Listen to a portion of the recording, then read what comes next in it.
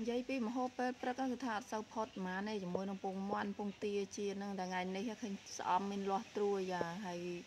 ផ្ទះយើងគ្នាពីរនាក់អញ្ចឹងទៅត្រួយបានតែប្រហែលត្រួយហ្នឹងគឺថារួចមកពេលដាក់ពង2គ្រាប់មកនិយាយពីពងវិញគេថាជៀនចង់ខ្លោចហើយស្អំនេះមានច្រើនដែរមានតែមួយដើមហ្នឹងឯងបងប្អូនចាហើយ